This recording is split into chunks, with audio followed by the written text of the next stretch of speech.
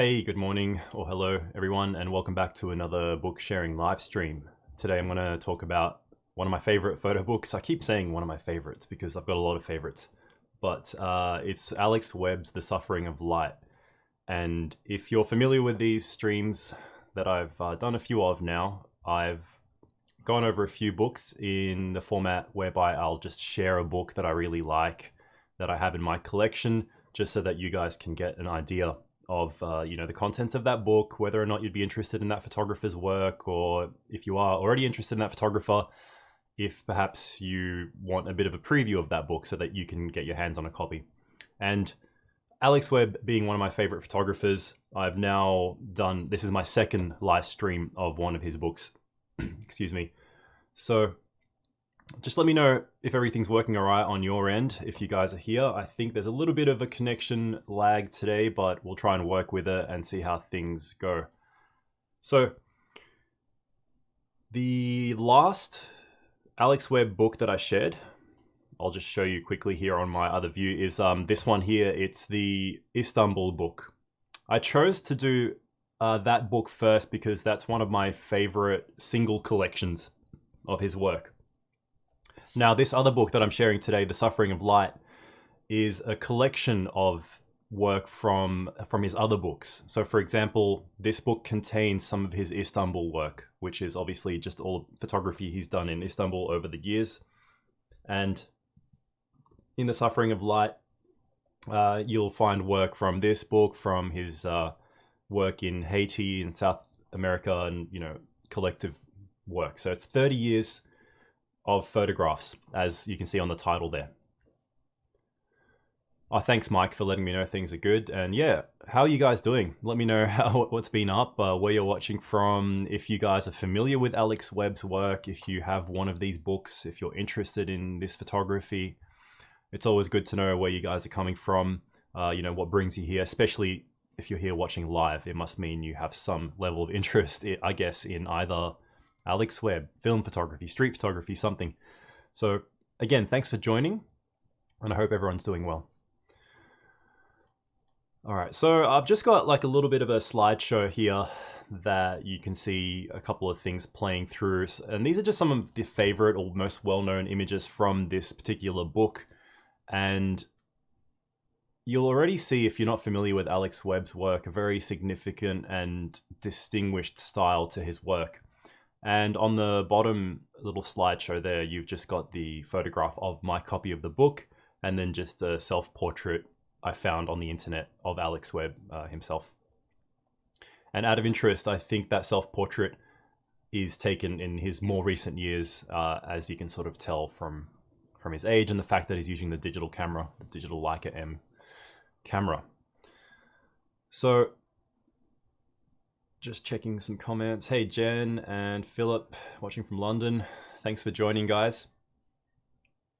Cool, looks like the stream's working all right now, so good. All right. So with this one, I'll try not to go too deep into it because I feel like this is one of the best collections of work in terms of Alex Webb's photography. And because it spans parts of all these different collections and it's 30 years worth of photographs, I'd hate to spoil too much of this book for you because it's sort of like the best collection. And I said in my last stream that I feel like Istanbul would be one of the best books to start with, but it's really subjective. I think if you actually want more of an introduction to Alex Webb, you're not really familiar with his work at all, The Suffering of Light probably is the more suitable collection of work to kind of familiarize yourself with his stuff first. But as a single collection, I still really love Istanbul, and I think it's really unique, really special stuff. But let me just switch back to this other camera here and give you a quick look at this book physically. So as you saw, it's a larger book than that other one that I showed you before. And it's got a really nice sort of woven cloth style cover. I really like that physical design of it. It's by Aperture. And yeah, it's a pretty big book, a lot of pages. And I got my copy on Amazon. So if you want the link to that, I put an affiliate link in the description of this video in case you're interested in getting it from there. But if you don't get it from there, get it wherever you can. It's a great book to have. So we'll just open it up. Oh, I've got a bit of a mark on mine. And you can see this is one of the images that was in that slideshow that I had in the other view. And there's a really nice little quote here by Johann Wolfgang von Goethe. I'm probably pronouncing that wrong. But colors are the deeds and suffering of light. So you can see where that title of the book came from, or what perhaps inspired Alex Webb with that title. And I think there might be a little bit of a written preface or information section somewhere, but I think maybe that's just at the end. There's an afterword. Yeah, and acknowledgments. So if you, I guess if you get the book, you can sort of go to the back first and read some of that, but I feel like it's just designed to sort of just take you on a journey without too much information. And some of the images you'll find have captions, whereas some of them don't. Oh, here you go. Sorry, there is a preface. It was just after that first page. There's a nice quote here. So you guys probably can't see it from there, but it says, "I only know how to approach a place by walking. For what does a street photographer do but walk and watch and wait and talk, and then watch and wait some more, trying to remain confident that the unexpected, the unknown, or the secret heart of the known awaits just around the corner." So that's really nice stuff. Quote there from Alex Webb. And in the preface, it sort of goes over his background in photography, his inspirations, which included Lee Friedlander, I think, and some other early photographers, and how he started mainly shooting black and white, and the reason for his inspiration into shooting color, his transition into shooting color, how that really inspired him after a trip to Haiti, and then sort of how he views street photography and what attracts him as a street photographer, being locations that are border type locations, whether it's a clashing of different cultures and things like that. He says here, the edges of societies where cultures merge, sometimes clashing, sometimes fusing. So that's a really nice sort of summary of that, I guess, visual theme of his work that he sort of looks for. And with the captions I mentioned, as we sort of flip into this first page here, it's often just a brief location and year. And the book is laid out chronologically. So in the preface, I think he says it's somewhat chronologically. There might be a little bit of skipping back and forth, but we start off in 1979 in Granada with this image here. And the book will sort of take you through just a chronological journey through his selected works in this photo book. And again in Granada, so yeah, I mean, needless to say, he's a great photographer. There's some great imagery here. It's beautiful color work. And I don't think there's any black and white work in this book, but he made a full transition to color pretty early on, and he became quite well known for his use of color, especially back then on Kodachrome film, which he's spoken about many times, how he loved that film and had to give it up when they discontinued it. But also the way he shoots, as you can see in these two images here, is a very high contrast sort of look, where he's obviously exposing for the brighter parts of the scene and letting those shadows go black. But he also has a really great eye on the street for composition in the way that he layers different elements in the scene, and his eye for color and abstract shapes in a scene as well, as you can kind of see here. And a lot of really great use of subframing. It's almost like he has an ability with all these different techniques that he can combine, switch, and sort of just glide between throughout his photography. And this image here, it's another early one, 1980 in Dominican Republic. One of my favorites in this book. It just really shows how well his ability is to sort of layer all these elements from a really close foreground to quite a far point in a background.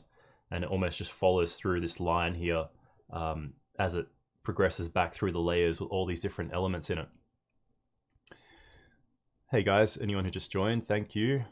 Alton, Horatio, Sylvester, Film What Photography. Hey, thanks for joining. Yeah, so really great sort of introduction. Anyone who's not familiar with Alex Webb's work, you'll see just in the first few images here, the signature look of his style, the amazing bold colors, the deep shadows, the layering, the juxtaposition, the eye for cultural elements. Again here, this one's in Bombay in India. So you can see the locations that span this work are sort of from all over the place. And this is one of those images, I think I also had this in the slideshow. It's one of those shots you'll find if you do a Google search for Alex Webb. But interestingly here we go back to Dallas in the US and then New York with these two images. And they're actually maybe a little bit of a departure in, I guess, the visual style compared to some of those earlier works that he's done overseas. But in the same way, they do still sort of like cohere to the rest of the images in the book. And what you'll also find in this book is that there'll be sort of single image spreads like this one, just with a blank page next to them. But then there are some doubles where he's obviously chosen these images, laid them out very intentionally in a way that may or may not either complement each other in terms of, it could be color, could be theme, could be location, or multiple things. So that's a really interesting use of layout in this book that you'll see as you flip through it. All right, another image here from Texas. So we're sort of going back to the US here in Coney Island, New York again. Beautiful use of color. Again, that sort of use of layering, having a foreground element, mid, back, and really great compositions, which he, for the majority of the time, would shoot on a 35mm lens on Kodachrome film, which gave that really unique look. So again, here, one of these double spreads, and one of the obvious sort of connecting points with these are the reds, I guess. But the locations are completely different. So one's in Mexico, one's in Congo. These are in the early 80s. And this one, it's a very abstract sort of scene, but what it looks like is a lion inside a cage, inside of maybe a circus or something like that. But it's just gone full bleed red, and it just sort of has a very menacing sort of feel to it. But I guess that red was the connecting point between these two images. And this one in the Congo, a great image here. Again, with that use of layers and a beautiful clean negative space up there, which is the blue that perfectly opposes the red on the color spectrum. Carol, greetings from Central Maine. Thanks. Glad to discover you. Thanks so much. Mitch, imagine being able to get colors to look this nice. Yeah, my latest experiment was actually, if you follow the Pushing Film Instagram, my latest experiment was shooting Ektachrome slide film, pushed one stop to 200 with different filters, like a warming filter or a skylight 1A filter, just to sort of replicate some of that old school Kodachrome look. And of course, it didn't come exactly that close, but it maybe did bring it closer to that old slide film Kodachrome look than just stock standard Ektachrome. So yeah, check that out on the Pushing Film story if you want to know what I'm talking about. But you'd be surprised what you can do when you experiment with slide film. Of course, we probably can't ever get Kodachrome back or replicate it perfectly, but it is a beautiful look. So here in Barbados, and another spread here. And I think maybe the connecting element here is just sort of, kids being kids, but two very different images. This one's really surreal. The fact that this kid is jumping off the diving board backwards. He's caught her right there as if she's floating in mid-air. And an amazing environmental shot as well with the swimming pool sort of area in this foreground. There's something going on over here. There's some characters in the midground. But then what really pops out to me is this background of having these active factories blowing out smoke, leading back to this central character here, and the blue sky just to provide a clean backdrop for it all. So it's really unique stuff. And again here with that multi-layered imagery bringing you back into the foreground, it's almost like you have all these different photographs in one scene. And also this very abstract style that you'll find throughout his work. Again, you've got a photograph here and another photograph here, but they're perfectly blended in that same way with the layers taking you through the scene. This one just amazes me because I'm not sure, how he achieved this or how likely it was for him to just happen upon this such a perfect scene here with all these blues and whites. And if you pay attention, you look at the fact that all of these kids almost are wearing blue and white as well. And what's... See, this guy's spinning a ball. It's a blue ball. Blue and white striped shirt. You've got a little confrontation here between these two kids. I don't know if you guys can see that. So that's a really interesting little element there. You've got this kid standing here, also wearing blue socks, blue and white, black or maybe even navy blue shorts. Again here with this kid. Another one in the background there. There's even someone just perfectly coming through this gate. And the whole environment has this blue and white repetition. So it really just amazes me how he managed to capture something like this. And I spoke about this in my last Alex Webb book sharing stream about the Istanbul book, where I had listened to an interview with him, where he spoke about, it was an interview with Roger Deakins, the well-known cinematographer. And Roger asked him, how many shots do you take typically on a scene? You know, like, did you often just find a scene like this, take 1 or 2 shots and you just get it the first time? Or do you really sort of work the scene and take a lot of photos? And he spoke about one of the images from Istanbul in the barbershop. And I'm not sure if that one's in this book. I'll just sort of flip through as I talk about that. But yeah, he was talking about this barbershop scene in Turkey, in Istanbul, as an example. And his answer was basically that sometimes he does get the shot in 1 or 2 goes, or just a few shots, and he'll get the shot he wants. But other times it would take him multiple rolls of film just to get the shot he wanted. And in the interview, he was sort of speaking about things like that, where he wanted all these elements to sort of come together. Even something as maybe insignificant as a person way off in the background underneath the door frame. And yeah, Mike in the live stream's asking the barbershop with the mirror shot. Correct, he was talking about that, and he shot multiple rolls of film in that barbershop just to get... Actually, I have it here. I might as well just grab the other book just to show you the one I'm talking about. And it's this shot here in the Istanbul book, where he just has all these elements sub-framed in different parts of the scene there. And he just stood in this barbershop shooting multiple rolls of film just to achieve this shot, which is amazing. But it just goes to show that level of perseverance, of work ethic that you need to have, I guess, in street photography if you guys shoot street. But on the other hand, sometimes he just gets a shot on the first try. And there's a photo later in this book that I'll try and find to demonstrate where he spoke about a shot where he just did shoot something and it just unexpectedly fell together. So just some interesting backstory on his methodology, on his way of working. Carol Lynn, I mostly use my faithful Leica M3 of 1956 vintage. I still have a couple of dozen extra. Nice. Yeah, see, the only thing if you have Kodachrome still is you won't be able to get it processed as color.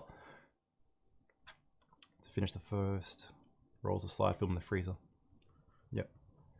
Page 149 in the book, I'm following along with my copy. Nice, yeah. I mean, this is really cool if you have a copy of the book, just an excuse to get it back out and follow through.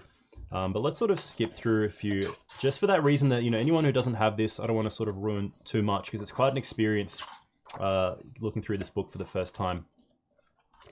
But I really love his earlier stuff as much as I also love his later stuff. There's something special about his earlier work in that it has this really painterly, abstracted quality.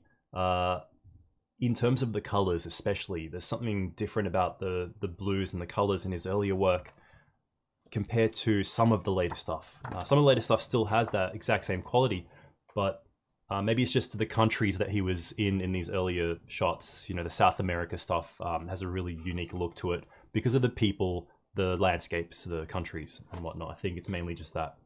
But yeah, some great spreads there. Back in the US here in Florida, amazing shot here. It's almost like one of those old school paintings, the Renaissance style ones. All right, what should we look at next?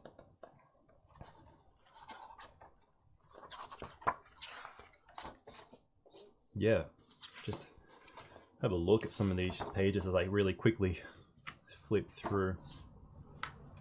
Really nice use of sort of like that lower shutter speed here. You can tell it was obviously quite dark, and even though he's shooting low speed film, he still goes for the shot. And that's really great inspiration to me to remind me that, you know, it's better to at least take the photo, even if you don't think you have enough light, because you might get something beautiful out of it.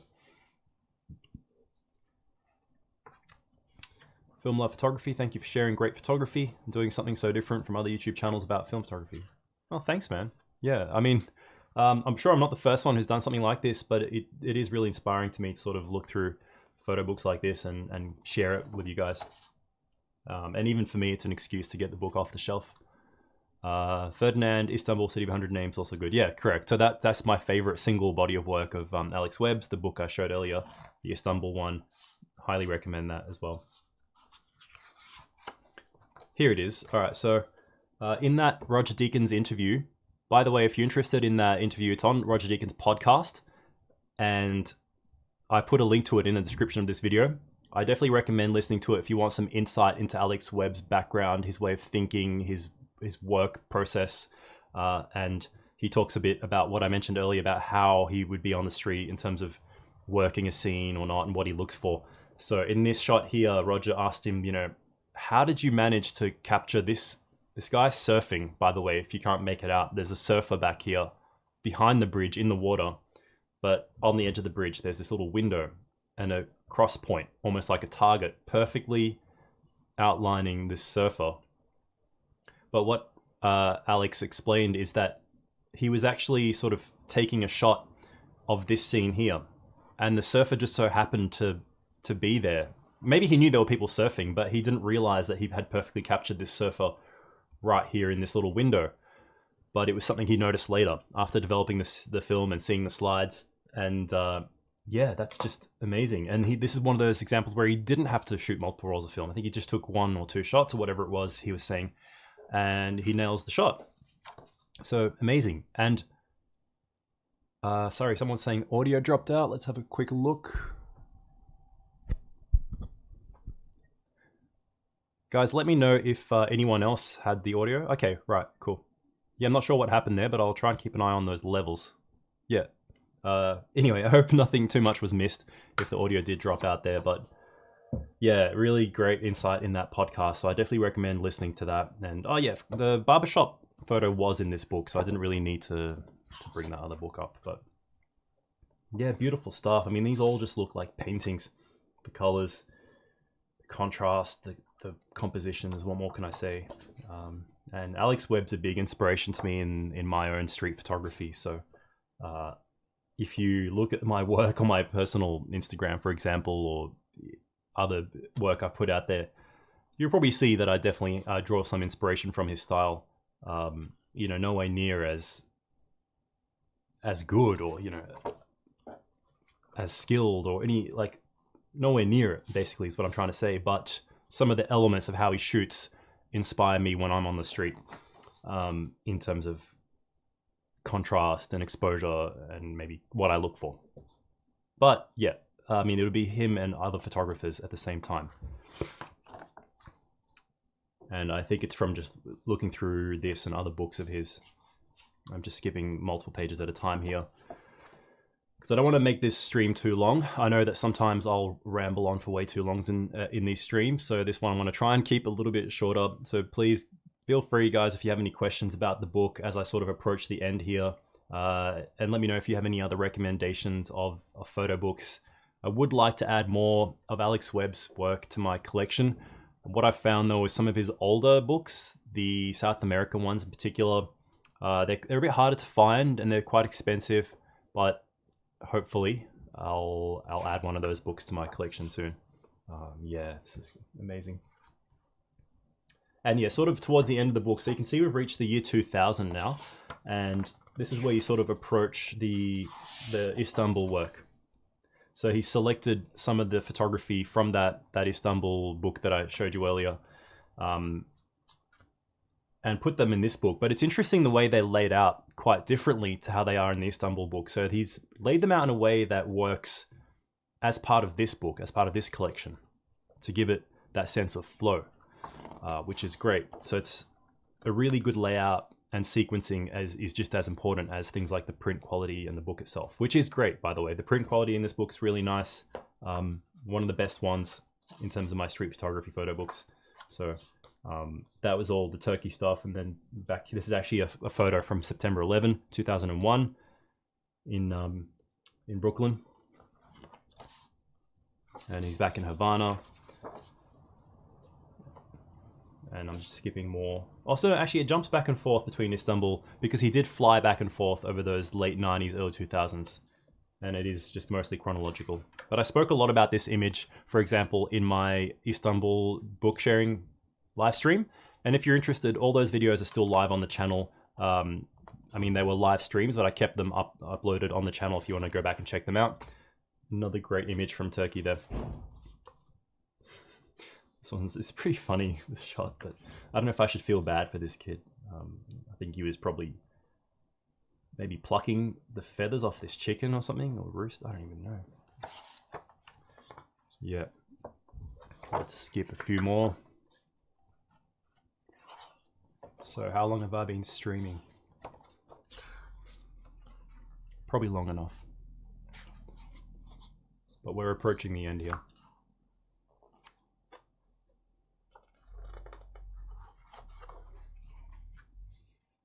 Pennsylvania, 2010. So I think roughly by this point he started to shoot digital. And he's spoken about this in interviews and in documentaries. Where, because they discontinued Kodachrome, he made the switch across to digital, but it still looks just as good. Obviously, you may not have that exact same color tonality, but I'm not sure about this one. This is 2010, so I think this is around when they discontinued Kodachrome. Could have still been one of the last rolls he processed, who knows. But whatever it was shot on, it's all amazing work, so that's the point here.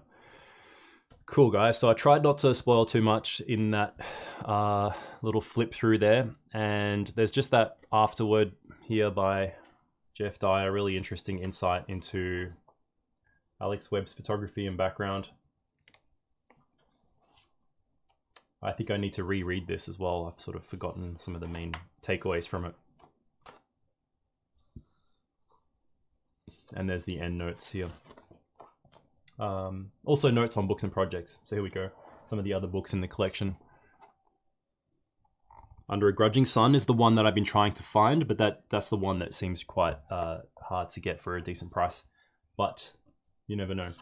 There might be a reprint someday, I don't know. And yeah, some of the other works, the Istanbul one, that one I have. Crossings with the US-Mexico border. The first image in the book, I believe. Oh, here we go. So the little image to end on. From Mexico. Really nice. Biography. Yeah, that's it. The Suffering of Light. Highly recommend it. So Ferdinand in the live comments saying, do Salgado or Lighter next. Yeah, that would be cool actually. I have one of Sebastião Salgado's books. Which one is it? It's called Other Americas. So I probably will do one on that actually. Funny that you mentioned that. That's on my list of one of the next books to share is the Other Americas book. And Saul Leiter, I only have one of smaller books of his collection, but I'm a huge fan of his, also for his street photography, namely, which is mostly the color stuff he did. But I'm not sure about that little book that I have. It doesn't have a very large sort of layout and content, but I could share it anyway. It's a nice little book to start you off on. It's called All About Saul Leiter, and I bought it in Japan, funny enough.